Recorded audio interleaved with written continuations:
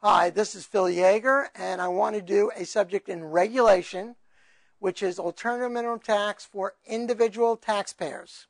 Now, you have to know the formula. Let me go over the formula with you. You start with your regular taxable income from your 1040. So just go to your 1040 and look at your taxable income. Then you're going to add or subtract adjustments. Now, adjustments are additions or subtractions. And then you're going to add preference items. Now, that's going to give you alternative minimum taxable income, and you're going to subtract the exemption amount for AMT.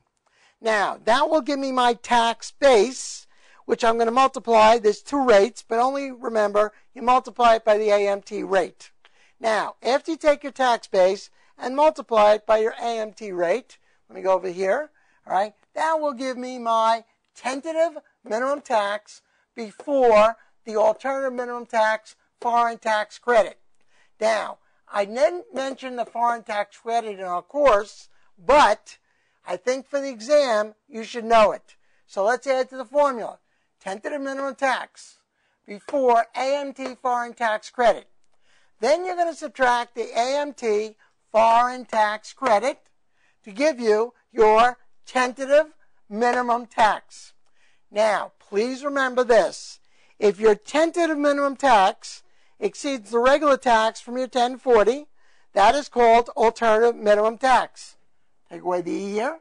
But if the regular tax exceeds the tentative minimum tax, you don't have to send in any alternative minimum tax. Now, concerning the items here, preferences and adjustments. Preferences, and by the way, one of the preferences we used to have was tax-exempt interest on private activity bonds. However, private activity bonds that are issued in 2009 and 2010 are no longer preference items. So then, don't add back that interest on tax-exempt private activity bonds issued in 09 or 010. They are no longer preferences. And you have to know the adjustments. Now, let me go over with you some of the adjustments, so you'll be familiar with them. And the only way you can learn them really is to just read them in your Wiley books. Hopefully you have your Wiley book or what other CPA review book you have. Now, the first of all adjustment is this.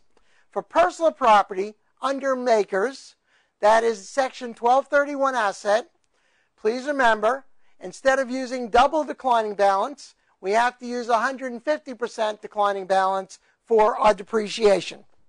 So that excess depreciation has to be what? Added back to your taxable income. And then, if you have any excess of a stock's fair market value over the amount paid upon the exercise of incentive stock options. Now, if you remember, an incentive stock option is where you have a stock option offered to all employees.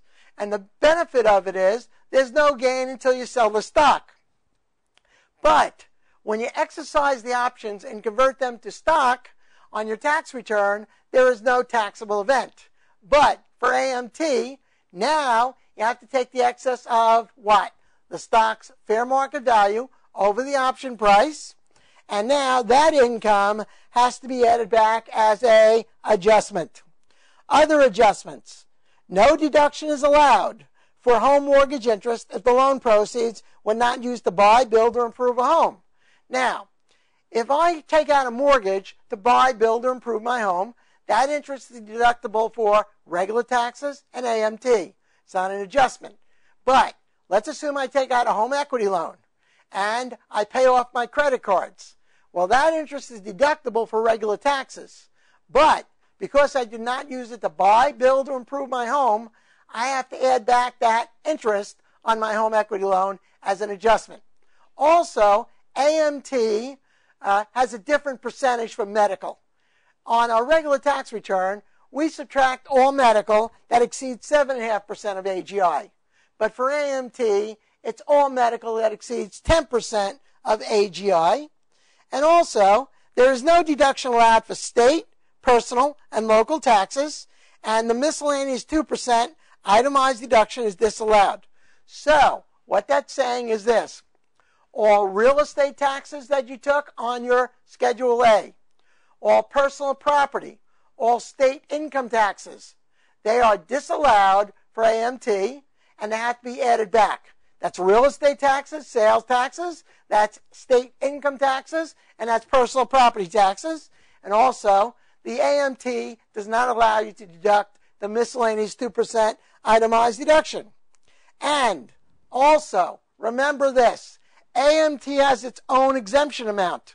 So, whatever exemptions you did take on your 1040, your personal exemptions, they have to be all added back as adjustments. They're all disallowed for AMT. Because if you had your personal exemptions allowed and the exemption for AMT, you'd be getting a double exemption. Also, all right, if you took the standard deduction instead of itemizing, the standard deduction is totally disallowed for AMT. And if you're in the construction contract business, the construction contract, what business do we use? Not what business. What method do we use if we're trying to recognize income under the construction accounting? The answer is completed contract method. We're not going to recognize income until we actually complete the contract. But alternative minimum tax says we do not recognize the completed contract method.